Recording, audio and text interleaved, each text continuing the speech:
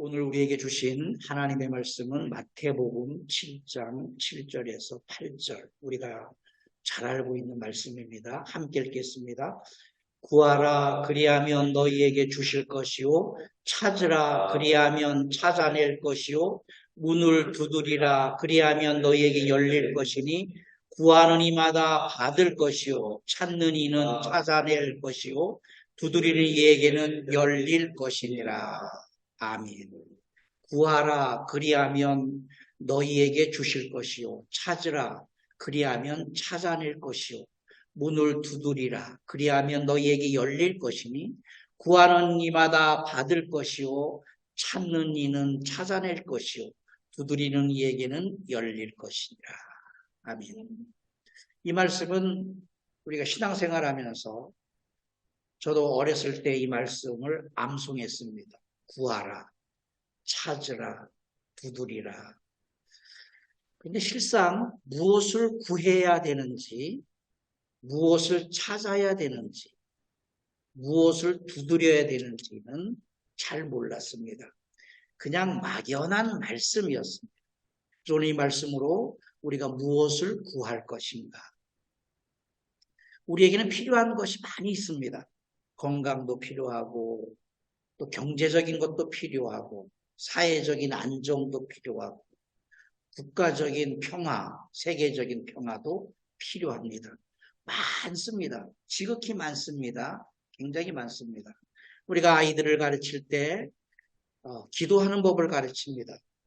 피자가 먹고 싶을 때 하나님께 기도해, 그럼 피자 주실 거야, 이렇게 기도하게 하는 법을 가르치고, 장난감이 필요할 때 하나님께 기도해, 그러면 장난감을 주실 거야, 이렇게 우리가 가르쳤습니다.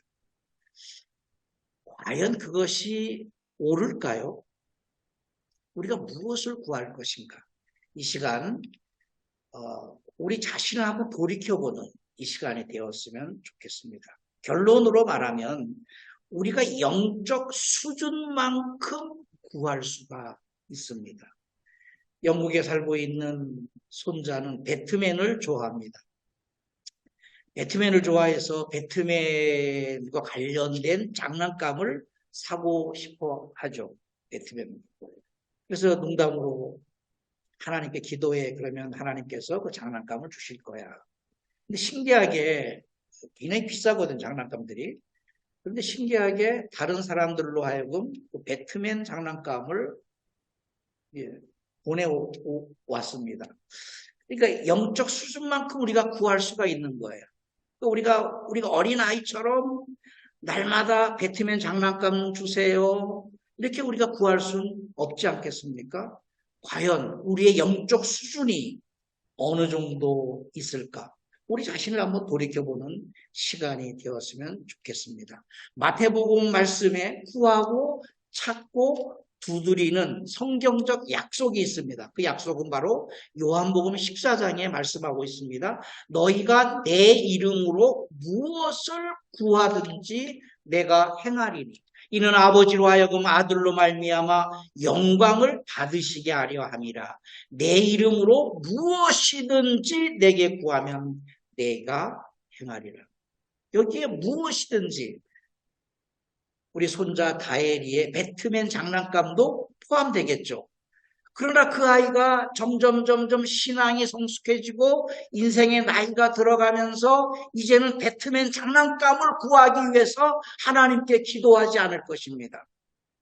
우리에게 무엇이든지 구하면 하나님께서 들어주신다라고 했는데, 우리의 영적 수준, 영적 깊이, 영적 넓이, 영적인 나이에 따라서 우리가 구하는 수준이 달라지는 것입니다. 이 요한복음 14장 13절, 14절 말씀과 구하고 찾고 두드리라는 마태복음의 말씀으로 우리가 오해를 많이 했습니다. 이 말씀에서 우리가 기복신앙이 나왔습니다. 복을 구하는 신앙입니다.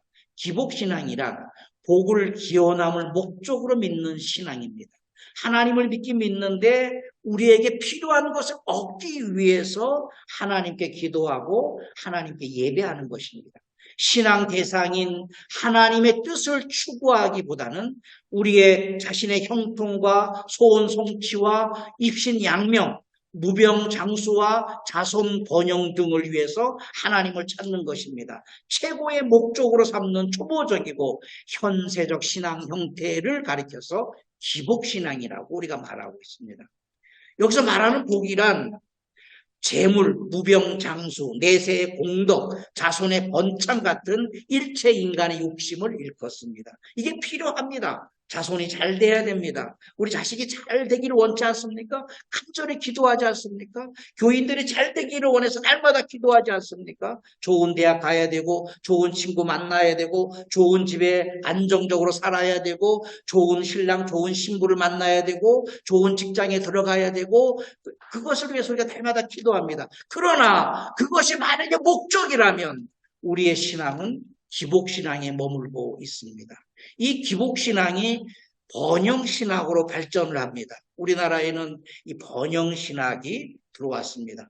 번영신학이란 인간이 하나님을 잘 믿고 살아가면 이 세상에서의 안전과 부와 성공과 번영이 보장되어 있다. 예수 잘 믿으면 잘 된다. 예수 잘 믿으면 성공한다. 예수 잘 믿으면 출세한다. 예수 잘 믿으면 부자 된다. 이런 개념입니다. 샤머니즘의 뿌리를 두었기 때문에 성경적 관점에서 계속 비판을 받고 있습니다. 비판을 받고 있지만 우리 안에는 이 번영신앙, 기복신앙이 자리하고 있습니다. 재정적 축복이나 물질적 풍성함이 항상 하나님의 뜻이라고 믿고 있습니다. 그래서 가난한 사람들은 하나님께 저주를 받은 사람들이고 돈이 많고 부자들은 하나님께 복을 받은 사람들이라고 착각을 하고 있습니다. 신앙이 자신들의 물질적 부를 증가시킨다고 믿는 반성경적 인본주의 신앙을 가리켜서 번영신학이라고 합니다. 우리 안에 깊숙이 자리하고 있습니다. 만약에 이것이 우리가 구하고 찾고 두드리는 이것이 너희가 무엇이든지 구하면 내가 시행하리라 이 말씀을 단순하게 기복신앙이나 번영신학에 멈춘다 그러면 우리의 신앙은 병들어 있습니다. 우리가 7월 달에 암송한 말씀이 시편 111편 말씀입니다. 5절, 6절, 9절입니다. 여호와께서 자기를 경외하는 자들에게 양식을 주시며 그 언약을 영원히 기억하시리로다. 그가 그들에게 문나라의 기업을 주사 그가 행하시는 일의 능력을 그들에게 알리셨도다.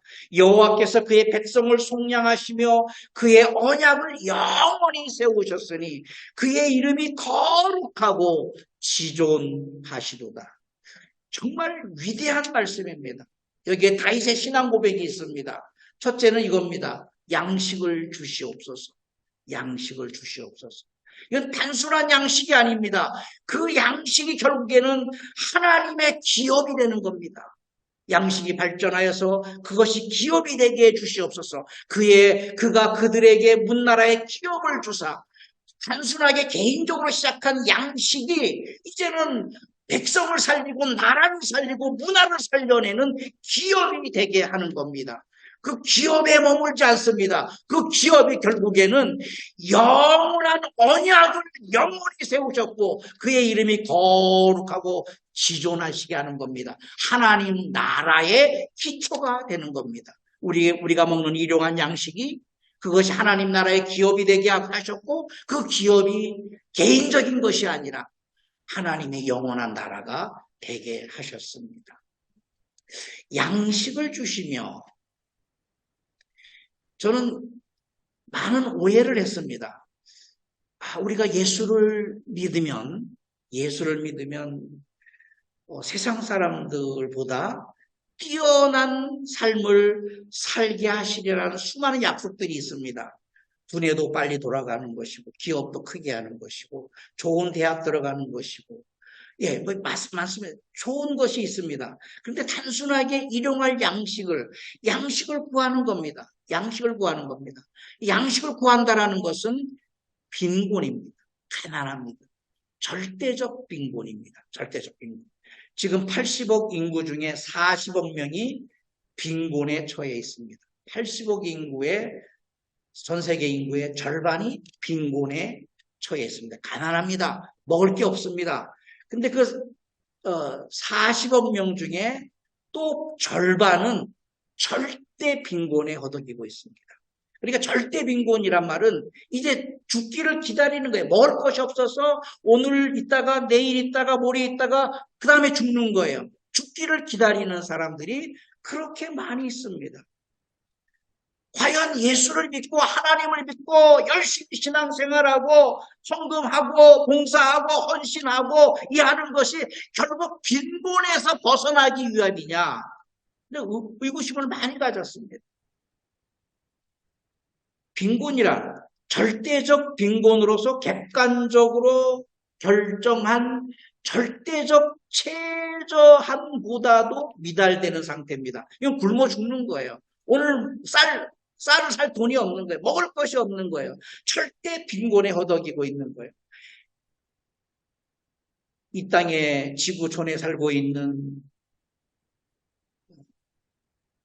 백성들 절반은 가난하고 그 중에 절반은 절대 빈곤에 허덕이고 있습니다.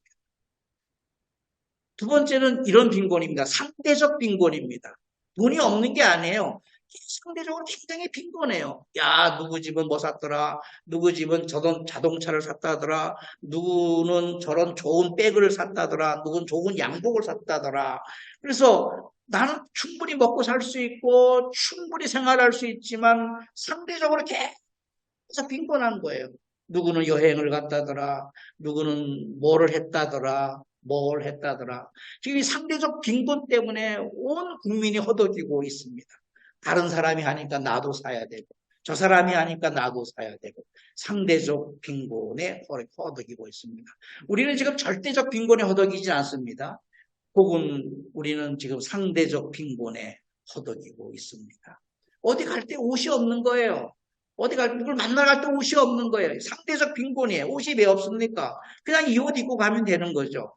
내가 초라해 보이는 것이 아닌가. 이게 상대적 빈곤입니다. 세 번째는 주관적 빈곤입니다.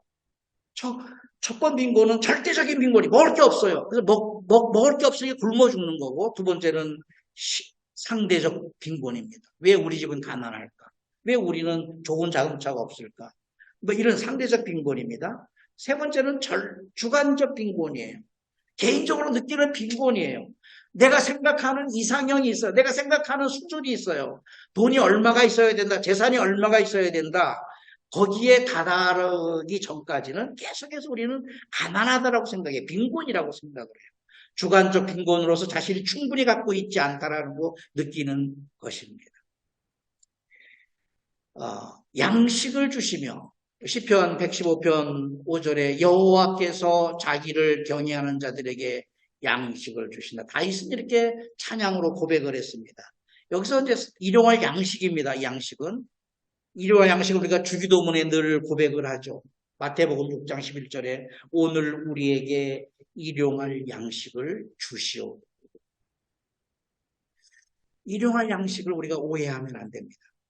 절대적인 빈곤, 상대적인 빈곤, 주관적인 빈곤에서 벗어나기 위함이 아닙니다. 이 예수님, 다윗이 고백하고 예수님이 다시 주기도문 너희는 이렇게 기도하라, 일용할 양식을 위해서 기도하라는 것은 너희가 절대적 빈곤에서 벗어나기 위해서 양식을 위해서 기도하라 그런 내용이 아닙니다. 여기에는 큰 의미가 있습니다. 예를 들면 모세에게 있어서 일용할 양식은 무엇일까요? 출애굽기 16장에 보면 이스라엘 자손의 온 회중이 엘림에서 떠나 엘림과 시내산 사이에 있는 신광야에 이르니 애굽에서 나온 후 둘째 달 15일이라. 두 달 15일이 된 거예요. 그래서 양식을 가지고 나왔는데 양식이 다 떨어진 거예요. 이제 싸가지고 온 양식들이 다 동이 난 거예요. 그때 이스라엘 자손 온 회중이 그 광야에서 모세와 아론을 원망하여 이스라엘 자손이 그들에게 이르되 우리가 애국 땅에서 고기 가마 곁에 앉아있던 때와 떡을 배불리 먹던 때와 여호와의 손에 죽었더라면 좋았을 것을 너희가 이 광야로 우리를 인도하여 내어 이 온 회중이 줄여 죽게 하는도다. 모세는 하나님 앞에 간절히 기도했습니다. 무엇을 기도했습니까? 일용할 양식을 주옵소서. 모세에게 있어서 일용할 양식은 250만 명이 먹을 양식입니다. 고기입니다. 물입니다. 하나님께 40년 동안에 모세의 기도를 들으셔서 250만 명이 물을 마시게 하셨고 만나를 먹게 하셨고 고기를 먹게 하셨습니다. 마태복음 6장 11절에 이 말씀이 다윗에게는 일용할 양식이 무엇이었을까요? 다윗은 시편 33편의 새 노래로 그를 노래하며 즐거운 소리로 아름답게 연주할지어다. 새 노래로 하나님을 노래하라. 그리고 아름답게 연주할지어다. 계속 악기들을 만들어내라는 거예요. 새 노래로 계속 새로운 노래를 만들어내라는 거예요. 다윗이 고백하는 겁니다. 새 노래로 여호와께 노래하며 온 땅이여 여호와께 노래할지어다. 이 말이 뭡니까? 새 노래로 여호와께 노래하는 것을 온 땅, 그 당시에 온 땅은 이스라엘입니다. 이스라엘 온 백성들이 새로운 찬송, 하나님을 찬양하는 찬송을 배워서 알게 하라, 그 말입니다. 굉장히 어려운 말입니다. 어떻게 새 노래를 날마다 찬송가를 만드는 겁니까? 그것을 보고하는 거예요. 온 백성들이 그것을 가사 보지 않고 악보 보지 않고 부를 수 있도록 노래를 가르치라는 겁니다. 하나님이여 내가 주께 새 노래로 노래하며 10줄 비파로 주를 찬양하리다. 막 악기를 만들어내는 거예요. 비파가 10줄로 만들었다라는 거예요. 엄청난 연구진들이 어떤 악기로 하나님 앞에 영광을 돌릴까? 어떻게 하면 새로운 노래로 하나님을 찬양할까? 새로운 노래라는 것은 단순히 새로운 것이 아니라 그 하나님의 업적, 하나님의 위대함을 어떻게 하면 모든 백성들이 다 들을 수 있도록 쉬운 노래로 그리고 은혜로운 노래를 만들어낼까? 계속해서 악기들을 만들어냈습니다. 새 노래로 여호와께 찬송하라. 그는 기이한 일을 행하사 그의 오른손과 거룩한 팔로 자기를 위하여 구원을 베푸셨습니다. 할렐루야. 새 노래로 여호와께 노래하며 성도의 모임 가운데서 찬양할지어다. 새 노래를 계속해서 만들어내는 겁니다. 그것을 왕만 노래하는 것이 아니라 성도의 모임 가운데 온 이스라엘 회중이 그 노래를 다 알 수 있도록 가르치고 전하고 노래로서 하나님께 영광을 올려드렸습니다. 다윗의 찬양 철학이 있습니다. 3가지입니다. 하나님의 존재에 대한 신앙 고백을 계속 노래로 하는 거예요. 어떠한 상황에서도 존재에 대해서 찬양을 하도록 했습니다. 하나님 계실까? 하나님 계실까? 내가 이렇게 어려움 당했는데 하나님 계실까? 하나님 나를 버리셨나? 그런 생각이 들지 않도록 하나님 존재에 대한 신앙 고백을 찬양으로 하게 했습니다. 넘어졌을 때도 하나님 존재에 대해서 고백을 하는 것이고 성공했을 때도 하나님 존재에 대해서 찬양을 하게 하는 것입니다. 어떠한 상황 속에서도 하나님 존재에 대해 찬양을 하게 하겠습니다. 그 새 노래를 계속 만들어서 거기에 역사를 담아내고 그들의 문화를 담아내고 그들의 신앙을 담아내서 하나님 존재에 대한 신앙 고백을 새로운 악기로 새로운 노래로 하나님을 찬양했습니다.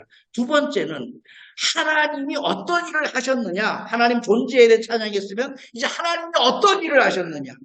하나님이 하신 일에 대한 신앙 고백을 노래하게 하셨으며 그러니까 지금 우리에게도 나에게도 하나님의 이런 어려운 상황들을 바꿔주실 것을 찬양을 하는 것입니다.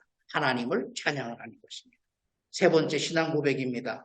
다윗의 신앙 고백의 결단이며 그래서 내가 이렇게 살겠습니다. 그렇게 내가 이렇게 살겠습니다. 하나님은 이런 분이시 내가 이렇게 행동하겠습니다. 이렇게 살겠습니다. 다윗의 신앙 고백의 결단이 결국엔 국가적인 신앙 결단이 됐습니다. 다윗의 일용할 양식입니다. 다윗은 날마다 하나님 앞에 기도했습니다. 다윗의 사비로 찬양단을 운영했습니다. 날마다 새 노래를 만들고 새로운 악기를 만들어내고 새 노래를 전 백성들에게 가르치고 전파하기 위해서 얼마나 많은 교육 시스템들이 필요하겠습니까? 그 당시에 방송이 없었는데 그러다 보니까 어마어마한 재산이 돈이 들어가는 거예요. 그래서 다윗이 모았던 사비로 찬양단을 운영했습니다. 이 굉장한 위대한 겁니다. 다윗의 찬양단, 개인 찬양단입니다. 단원이 몇 명인 줄 아십니까? 4,000명입니다. 찬양과 합창과 오케스트라 4,000명입니다. 엄청난 의미. 4,000명이 들어갈 공간이 있을까요? 그 당시에 4,000명, 지금도 큰데 4,000명이면 여기에 가족들 포함하면 10,000명을 먹여 살렸습니다. 무엇 때문에? 새 노래로 여호와를 찬양하기 위해서, 새로운 악기로 하나님을 찬양하기 위해서, 성도의 모임 가운데 새 노래를 알리기 위해서 4,000명의 찬양단을, 오케스트라를 운영을 했습니다. 엄청난 얘기입니다. 그러니까 이 사람들이 매번 하는 것이 아니라 24개의 찬양팀을 만들어서 1년 365일 24반차로 돌아가게 했고 여기에 지휘자들이 288명입니다. 지휘자만 악기를 가르치고 노래를 가르치고 엘토를 그 당시 뭐 엘토가 있었는지 모르겠지만 그 당시 뭐 그런 상황 모든 악기를 새롭게 만들어내고 하는 이런 사람들의 지도자가 288명입니다. 역대상 25장과 23장에 기록하고 있습니다.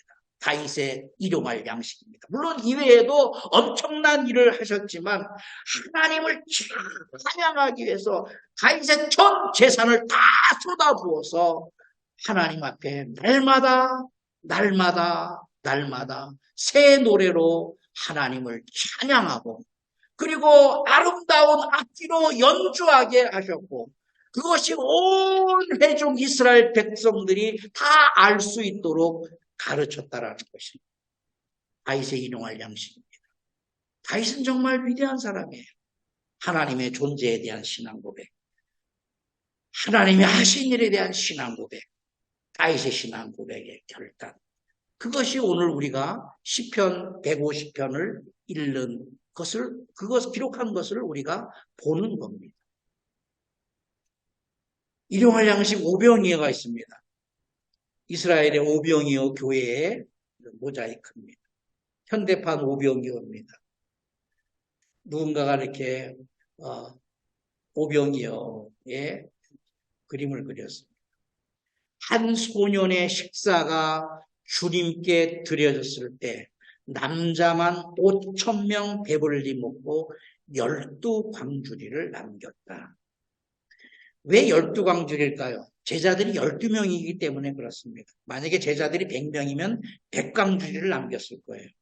그러니까 제자들이 방 들고 하나씩 다 걷어들이는 것이 12광주리를 남겼다. 한 명의 식사가 일용할 양식이 하나님께 주님께 드려졌을 때 5,000명, 남자만 5,000명, 여성 어린아이까지 하면 10,000명, 20,000명 더 되겠죠. 그리고 12광줄이 가득 남겼다라는 것입니다. 일용할 양식에 대해서 저는 오랫도록 오해를 했습니다. 우리도 아버님이 정말 가난했습니다. 가난하게 살았습니다. 아버님이 저에게 하신 말씀이 있어요. 너는 평생에 굶지는 않을 것이다. 왜냐하면 어렸을 때부터 주기도 못 드렸기 때문에 오늘 우리에게 일용할 양식을 주옵시고 어렸을 때 그 얘기 들었는데 굉장히 거부했습니다. 겨우 입에 풀칠하려고 우리가 예수를 믿는 건가? 겨우 우리가 가난을 모면하려고 겨우 먹고 살기 위해서 우리가 하나님 앞에 헌신하고 봉사하는 건가? 굉장히 반기를 속으로 그렸던 적이 있었습니다. 노숙인들에게 일용할 양식은 간단합니다. 이들에게 일용할 양식의 의미는 어떤 의미일까요? 우리가 지금 일용할 양식, 다윗이 일용할 양식을 달라고 하나님께 기도했고 주기도문에 일용할 양식을 위해서 너희가 기도하라고 하셨을 때 이 노숙인처럼 절대 빈곤에 벗어나기 위해서 그런 일용할 양식을 구하는 것이 아닙니다. 모세와 같은 일용할 양식, 다윗과 같은 일용할 양식, 우리에게도 그런 일용할 양식이 필요합니다. 우리의 일용할 양식이 뭘까요? 저에게 있어서, 여러분들에게 있어서 일용할 양식이 무엇입니까? 저는 요르단에 와서 몇 가지 주님의 음성에 귀 기울이고 있는데 그 중에 하나가 다큐 소설을 쓰고 있습니다. 느보산 이야기. 다큐는 인터넷에 검색하면 다 나와요. 느보산의 높이, 느보산 거기 교회를 누가 지었는지, 어떤 의미가 있는지 그냥 인터넷에 다 나오는 거예요. 그러니까 재미가 없어요. 다큐는. 거기에 소설이 들어가는 거예요. 제가 만들어낸 장르예요. 다큐 소설. 재미를 가미한 다큐적. 다큐는 역사적 사실을 근거로 하는 것이고 소설은 우리의 현대적 시각으로 재미있게 다시 한번 각색을 하는 겁니다. 그래서 이제 사모랑 차가 없을 때 차를 렌트하여서 한 달에 2번 정기적으로 성지를 방문했습니다. 잘 몰라요, 가는 곳에. 그리고 인터넷 찾아봐도 마음에 들지 않아요. 쓰여진 글이. 그래서 한 곳을 또 느보산 같은 경우 뭐 수없이 갔습니다. 적 같은 곳에 가서 거기 가서 묵상을 하는 거예요. 만약에 뭐 역사적인 사실이냐 그걸 떠나는 거예요. 만약에 모세가 여기 올라와 있다면 어떤 마음이었을까? 모세를 보필하는 여호수아는 또 어떤 마음이었을까? 벳부올 맞은편 그곳에 가서 밥도 먹어보고 가면서 제가 쓰레기를 줍기 시작했어요. 가는 곳마다 앉아서 기도하면서 밥 먹는 거 쓰레기를 주었는데요. 우리나라에 처음에 초기 선교사님들이 영국에서 오셨고 카나다, 미국의 선교사님들이 오셔가지고 우리나라에 온 사방이 쓰레기고 그때 화장실이 없었을 때니까 온 사방이 화장실이고 그리고 그것이 마음이 너무 아팠어요. 그들의 일기에 보면. 그래서 그들이 하는 일이 선교하기보다는 쓰레기를 줍고 쓰레기를 함부로 버리지 않도록 그리고 쓰레기를 함부로 태우지 않도록 다 태웠거든요. 쓰레기를 한 군데 모으는 일을 했습니다. 저는 어렸을 때 그걸 참, 그들의 희생이 우리나라를 살렸구나. 요르단에 와가지고 성지를 방문하면서 쓰레기가 참 많이 있죠. 쓰레기를 한 봉다리씩 모아가지고 차 트렁크에 싣고 와서 올 때 하나님이 그렇게 기뻐하시는 것을 느꼈습니다. 이게 이제 제가 해야 할 일용할 양식이에요. 이 땅을 위해서. 이 땅을 위해서. 진짜 우리 교회는 지극히 가난하고 작은 교회 아닙니까? 교인 해봤자 5손가락 안에 들어가는 교인인데 그런데 한 번도 실망한 적이 없습니다. 우리가 설교를 해내는 이 설교가 많은 사람들에게 유익하고 그것이 글로서 전해지기도 하는 것입니다. 최근에 몇 년 영국에서 한국으로 들어가서 심장 시술을 하고 그 이후에 어떤 분을 세미나 기간 동안에 만났습니다. 목사님 한국에 오시면 저한테 아파트가 있는데 언제든지 사용하세요. 몇 해 동안에 계속 얘기를 했습니다. 그래서 아유 고맙습니다. 그래서 주소를 한번 받았습니다. 그 주소를 받았는데 주소 따라서 사무랑 그 아파트에 가기 가는데 차가 없었으니까 버스를 타고 한국이 낯설어가지고 막그 완행 버스를 타고 뭐 하루 종일 갔는데 제 고향이더라고요. 고향. 제가 어렸을 때 살았던 집, 그 자리에 아파트가 세워졌어. 높은 아파트가 세워졌어요. 그러니까 저는 고향을 다 버렸어요. 오래전에. 거기가 뭐 가족도 없고 친척도 없으니까 다 가지도 않고 버렸는데 그 아파트에 가서 겨우 찾아가서 그 새벽에 일어나서 눈을 떠서 봤는데 어디서 많이 보던 광경이 쫙 펼쳐졌어요. 바로 이 광경입니다. 야, 이걸 어디서 봤을까 내가 이걸 어디서 봤을까 어디서 봤을까 여기 동그라미가 제가 어렸을 때 있던 교회입니다. 교회. 지금은 이제 예배당이 문 닫았어요. 없어졌어요. 건너편으로 바닷가 쪽으로 가서 교회를 쳤는데 지금 비어 있는 거예요. 무너지고 있는 거예요. 굉장히 높은 언덕입니다. 굉장히 높은 언덕이에요. 그래서 매년 그 아파트로 가서 한 달도 있고 몇 주간 있으면 거기 사람들을 보내서 거기서 아파트 넓으니까 세미나도 하고 바다도 보고 회도 먹고 여러 가지 이제 상황들을 하면서 이 교회가 점점 내게 다가오기 시작했습니다. 어렸을 때 많은 상처를 받았는데 그 상처를 하나님께서 그분을 통해서 치유하시는 거예요. 계속해서. 그분은 내가 여기가 고향인지 모르는 거예요. 여기에 작은 문이 하나 있어요. 여기에 문. 여기서 제가 밤새도록 기도했던 곳입니다. 하도 바닥을 쳐서 기도해가지고 마룻바닥이 주저앉을 정도로 조그만 마룻바닥인데 그래서 기도를 했습니다. 그때 내가 기도했던 게 하나님이 어디 계시냐? 이 가난과 이 좌절과 이 벗어날 수 없는 이 운명과 같은 이 틀에서 좀 나를 벗어나게 해주세요.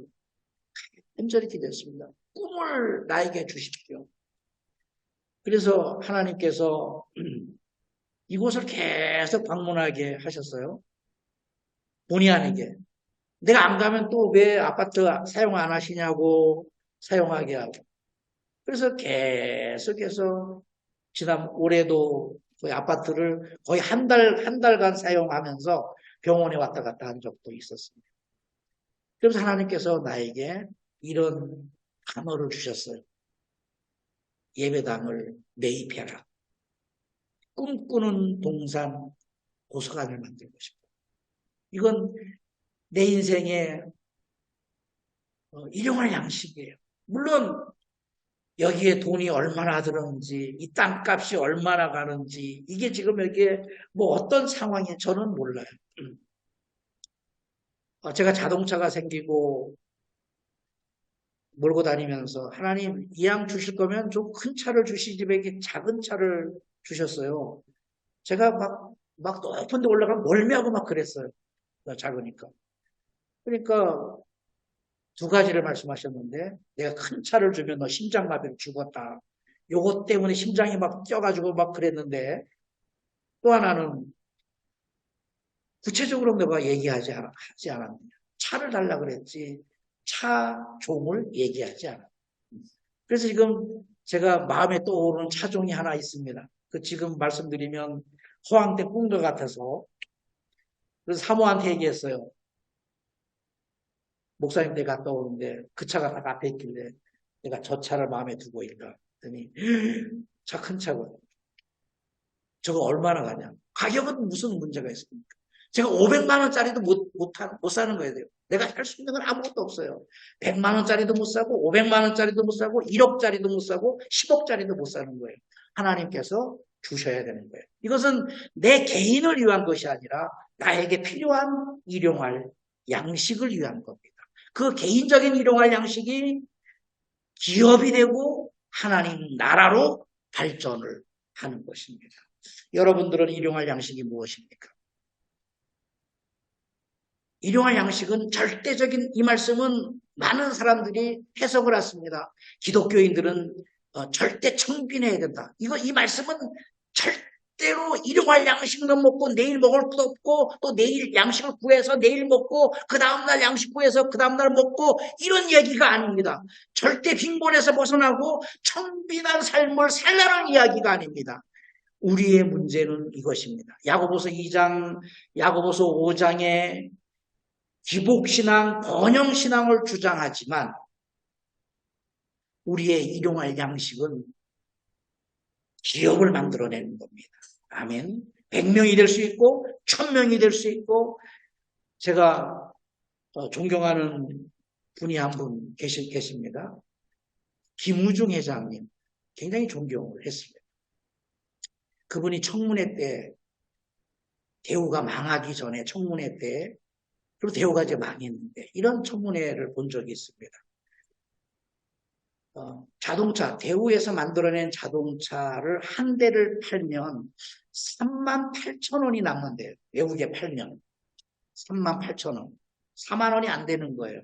그러니까 국회의원이 막 물었어요. 아니, 그 4만 원 자동차 한 대 팔아가지고 그 4만 원도 안 되게 남겨서 덤핑으로 이렇게 차를 파느냐. 이게 우리 경제 망하는 거 아니냐. 막 빈핀잔했습니다. 그때 김우정 회장이 이런 말씀했습니다. 존경하는 국회의원님. 이 자동차를 팔면 38,000원이 공개적으로 남는데 이 38,000원은 우리 대우가족 3만 명이 먹고 쓰고 학교 다니고 자녀 양육하고 결혼하고 집 사고 그렇게 해서 다 하고 38,000원이 남은 겁니다. 그러니까 국회의원이 아무 말도 못했습니다. 김우중 회장의 일용할 양식은 3만 명의 대우 가족이었던 것입니다. 우리는 기복신앙, 번영신학을 추구하면서 파레토 법칙이라고 있습니다. 경제학 용어인데 상위 20%가 부의 80%를 가지는 경제적 불균형을 말하고 있습니다. 하나님께서 장자의 복을 주셨습니다. 장자에게는 재산을 다 물려주는 거죠. 그 이유는 장자가 혼자 독식하는 것이 아니라 아버지의 마음을 가지고 자기 동생들을 보살피고 동생들에게 재산을 나눠주라고 준 겁니다. 거기에 기복신앙과 번영신앙이 자리하고 있기 때문에 장자가 다 독식해버리는 거예요. 하나님께서 미국과 전 세계 기독교 나라에 복을 주셨습니다. 언제는 미국에서는 밀이 남아돌아서 태평양의 밀을 버리기도 했습니다. 많은 음식이 버려집니다. 우리에게 부를 주신 것은 80%의 가난한 사람들에게 나눠주라는 아버지의 마음을 가지고 우리에게 일용할 양식입니다. 그들을 품고 있는 거예요. 어떤 사람은 100명, 어떤 사람은 1000명, 어떤 사람은 10,000명, 어떤 사람은 한 민족을 품고 내가 벌어들인 수입으로 그들을 먹여 살리는 것이 우리에게 있어서 일용할 양식입니다. 세 가지 의미가 있습니다. 영적으로도 사회적으로도 일상적으로도. 먼저 영적으로입니다. 우리가 생명양식을 끊임없이 공급을 해줘야 됩니다. 어떠한 때를 어떤지 못 어떤지 어떠하든지 영적인 양식을 공급해줘야 됩니다. 설교를 한다든지 성경 공부를 한다든지 글을 통해서 한다든지 제가 많은 사람들을 만나러 다니지 않습니까? 그들에게 왓츠업으로 메시지를 계속 보냅니다. 계속 마음을 열어요. 하늘 얘기하고 땅 얘기하고 꽃 얘기하고 제가 꽃을 이렇게 집중적으로 키우는 것은 꽃 속에 나타나신 하나님의 성품이 있기 때문에 그렇습니다. 그 얘기를 계속 해주는 거예요. 내가 이 꽃을 심었다. 꽃이 폈다. 정말 아름답지 않느냐. 요르단 땅에 이런 꽃이 있다. 1년, 2년 동안에 아무런 반응이 없습니다. 3년, 4년 보내면 답장이 와요. 답장 한 글자씩. 영적인 양식을 계속해서 공급해 줍니다. 사회적 도움이 필요한 약자들을 위해서 우리가 작은 돈이지만 작은 거지만 그들을 세워주는 겁니다. 나에게 있어서 필요한 것을 구하는 겁니다. 내 마음대로 사는 것이 아닙니다. 내 마음대로 쓰는 것이 아닙니다. 일상적인 삶에도 주님이 임재하심이 있어야 되는 것입니다. 우리는 궁핍의 생각으로부터 자유해야 됩니다. 매일 샤워를 할 수 있는 것만으로 세계 상위 15% 부유층입니다. 여러분들은 우리가 세계 80억 인구 중에 15% 아내들은 부유한 사람, 부자입니다. 그러니까 전 세계 사람들이 얼마나 가난합니까? 레디칼이라는 책에 나오고 있습니다. 개인적으로 스스로 부자라고 생각해 본 적이 한 번도 없다. 아마도 누구나 마찬가지일 것이다. 하지만 현실을 똑바로 보라. 수도꼭지만 틀면 맑은 물이 콸콸 나오고 더위와 추위, 이슬을 막아줄 집이 있고 입을 옷이 있으면 먹을 음식과 타고 다닐 교통수단, 대중교통까지라도 있다면 세계를 통틀어 상위 15% 안에 드는 부유층이다. 사모랑 다큐를 보면서 저 마을에 애기띠를 좀 갖다 줬으면 좋겠다. 막 시내 한번 나오면 막 그냥 벼랑길을 타고 물길을 타고 오는데 나무로 아이 상자를 만들었더라. 그걸 메고 오니까 얼마나 힘들겠어요. 저기에 애기띠를 모아서 갖다 주면 정말 좋겠다. 이런 생각을 한 적이 있습니다. 누군가에게는 그것이 일용할 양식이 될 겁니다. 저에게는 사명이 되진 않아요. 그냥 그 마음이 있지만 어떤 사람은 그 다큐를 보고 내가 저 나라로 가야겠다. 애기띠를 갖다 주러 가야겠다. 그런 사람이 분명히 있을 것입니다. 여러분, 우리는 무엇을 구해야 됩니까? 영적 수준을 높여야 됩니다. 영적 수준만큼 구할 수 있기 때문입니다. 내 사랑하는 형제들아 들을지어다. 하나님이 세상에서 가난한 자를 택하사 믿음에 부유하게 하시고 또 자기를 사랑하는 자들에게 약속하신 나라를 받게 하지 아니하니. 왜 가난한 사람을 택하십니까? 가난한 사람이, 가난을 경험한 사람이 영적 수준이 높기 때문에, 영적 수준이 깊기 때문에, 영적 수준이 크기 때문에 그렇습니다. 고린도후서 8장 9절입니다. 우리 주 예수 그리스도의 은혜를 너희가 알거니와 부유하신 이로서 너희를 위하여 가난하게 되심은 그의 가난함으로 말미암아 우리를 부유하게 하셨습니다. 나 혼자 떵떵거리며 살게 하신 것이 아니라 나의 일용할 양식이 한 민족을 살려내는 그러한 일용할 양식이 될 수도 있는 것입니다. 시편 111편 6절입니다. 그가 그들에게 문 나라의 기업을 주사 그가 행하시는 일의 능력을 그들에게 알리시는 겁니다. 그래서 마태복음 7장 7절 8절에 구하라 그러면 너희에게 주실 것이요 찾으라 그리하면 찾아낼 것이요 문을 두드리라 그러면 너희에게 열릴 것이니 구하는 이마다 받을 것이요 찾는 이는 찾아낼 것이요 두드리는 이에게는 열릴 것입니다. 개인적인 양식이 기업이 되게 하셨고 하나님의 나라를 완성해 가는 겁니다. 이러한 저와 여러분의 신앙이 영적 수준이 되기를 예수 이름으로 축복합니다. 아멘. 살아계신 아버지 하나님 감사합니다. 내 개인만을 위해서, 내 가족만을 위해서, 잘 살기 위해서 하나님 앞에 찾고 두드리고 구하는 것이 아니라 한 민족을 살려내고 한 가문을 살려내고 한 문화를 살려내고 그래서 우리가 개인적으로 시작한 것이 하나님의 기업이 되게 하셨고 하나님의 나라로 발전할 수 있도록 아버지 하나님 저희들을 인도하여 주시옵소서. 예수님 이름으로 기도하옵나이다. 아멘.